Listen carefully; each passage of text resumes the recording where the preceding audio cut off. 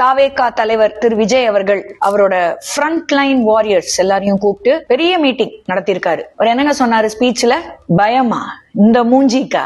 இந்த அழுத்தத்துக்கெல்லாம் அடங்கி போற ஆளா இந்த ஆளு? இந்த மூஞ்சா பார்த்தா அப்படியே தெரியுது உங்களுக்கு? இதே மூஞ்சி தானேங்க 41 பேர் செத்து போன அப்புறம் காணாம போச்சு கரூர்ல இருந்து.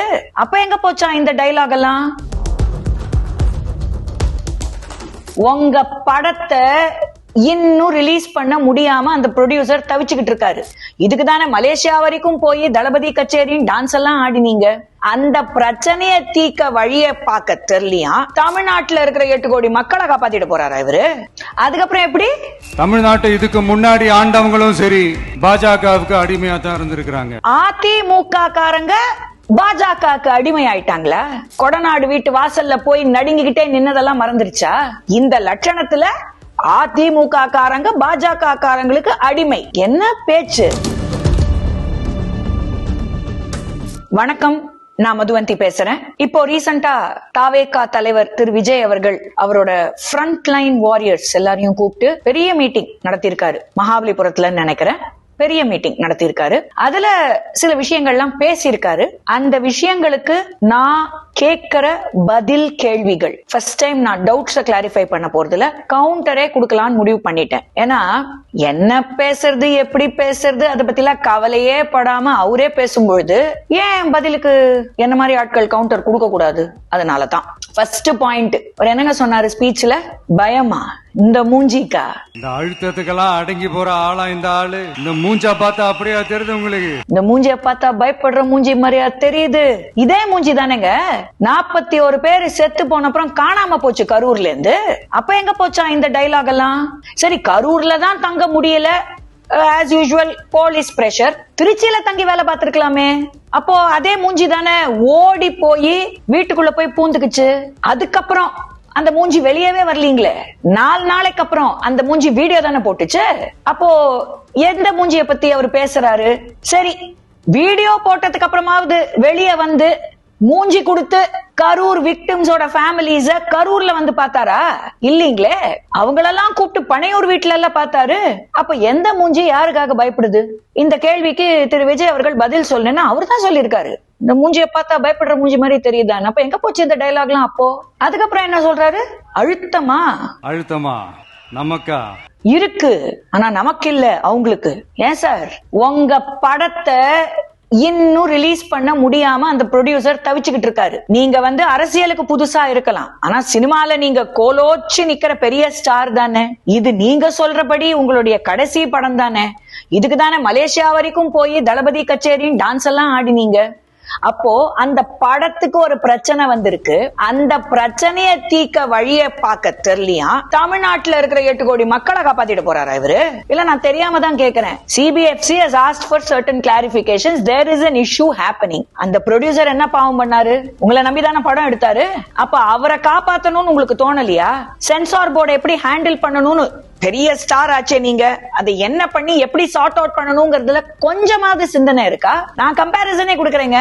திரௌபதி 2ன்னு ஒரு படம், மோகன்ஜி டைரக்டர், அவருக்கும் ப்ரொடியூசர் இன்னொருத்தர் தான். அவருக்கு வந்து 23rd ஜனவரி வீக்கெண்ட் படத்தை ரிலீஸ் பண்ணாரு. But due to the release of Ajith Mankatha அவருக்கு கொஞ்சம் படம் நிறைய தியேட்டர்ஸ் கிடைக்காததுனால இந்த ஒரு படம் கொஞ்சம் அடிபட்டுச்சு. அவரு விடலீங்களே.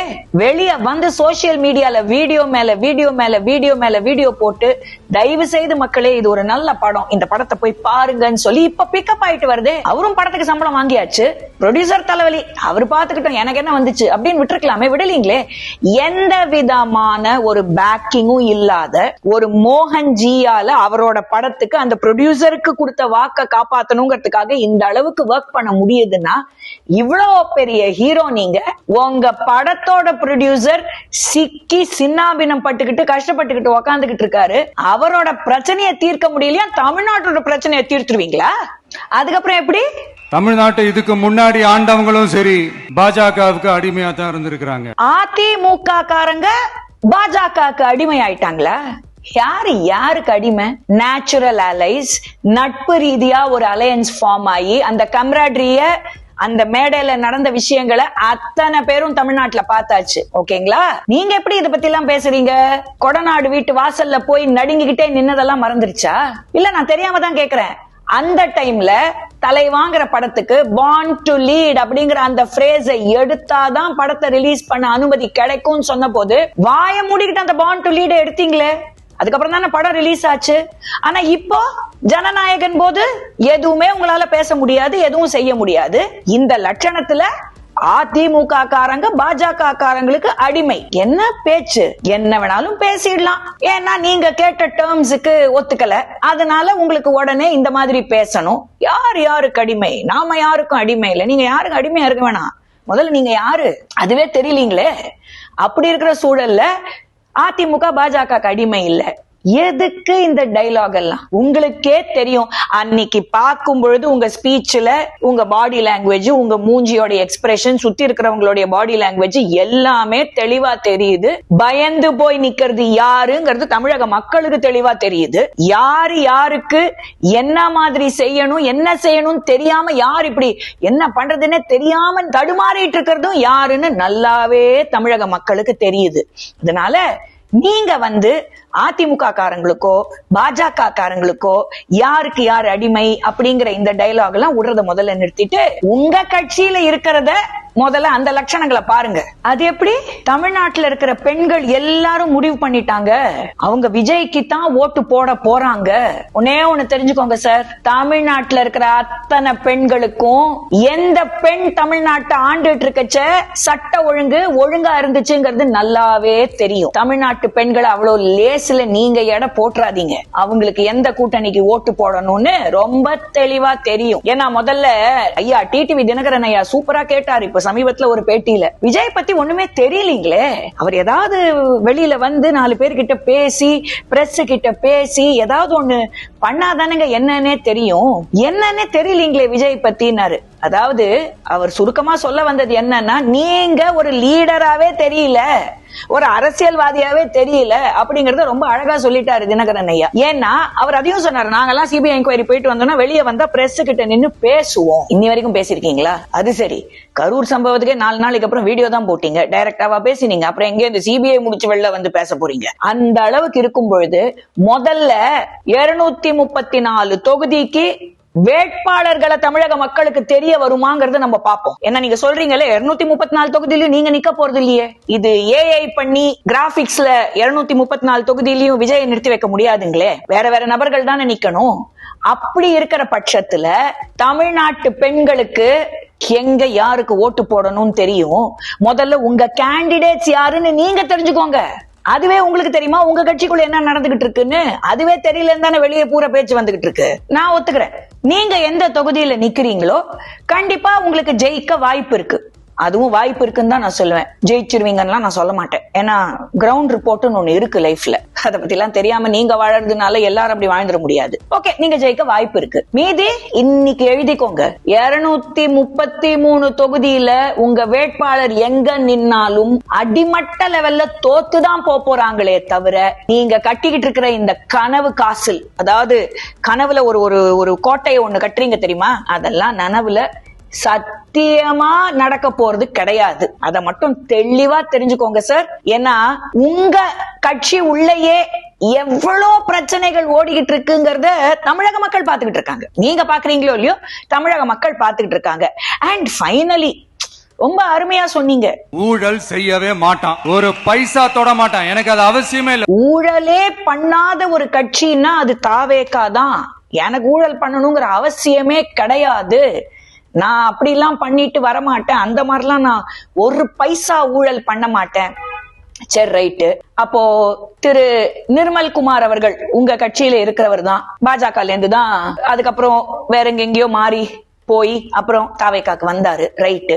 அவரை ஒரு தனியார் இன்டர்வியூல ஒருத்தங்க கேக்குறாங்க, ஏன் சார் விஜயோடைய படங்கள் நடக்கும் பொழுது ஃபர்ஸ்ட் டே ஃபர்ஸ்ட் ஷோல ரசிகர் மன்றம் சார்பாகவே டிக்கெட் எல்லாம் நியாய விலையில, அதாவது தியேட்டர் போடுற டிக்கெட்டை விட அதிகமா விக்குதே, கிட்டத்தட்ட 2000 ரூபாய் 3000 ரூபாய்க்கு ஒரு டிக்கெட்டும் ரசிகர் மன்றம் மூலியமா விற்கப்படுதே, இதுக்கு உங்க தலைவர் பொறுப்பேத்துப்பாரா, பதில் சொல்லுவாரான்னு கேக்குறாங்க. அதுக்கு உடனே திரு நிர்மல்குமார் அவர்கள் பதில், அதுக்கும் தலைவருக்கும் சம்பந்தமே கிடையாது. படம் யாருது? நிர்மல்குமார் நடிச்சிருக்காரா படத்துல?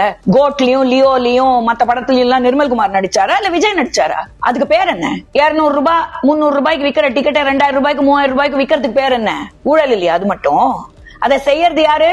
ரசிகர் மன்றல இருக்கிற அந்த தலைவர்கள். இப்ப அவங்க எல்லாரும் தான் உங்களுக்கு மாவட்ட தலைவர்கள். அப்போ தாவேகா ஒரு கட்சியில தான் கட்சி ஃபார்ம் ஆகிறதுக்கு முன்னாடியே ஊழல் டெவலப் ஆயிடுச்சு. மத்ததுல எல்லாம் வந்து கட்சிக்குள்ள வந்ததுக்கு அப்புறம் பணத்தை பார்த்து பணத்து மேல பேராசைப்பட்டு ஊழல் பண்றதுக்கு வாய்ப்பு இருக்கு.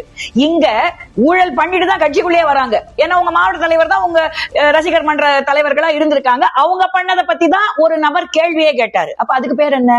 ஏன் நீங்க ஒரு அறிக்கை கொடுக்க வேண்டியது தானே? இல்ல, என் டிக்கெட்டை வந்து தியேட்டர் போடுற வேலைக்கு தான் வாங்கணும்.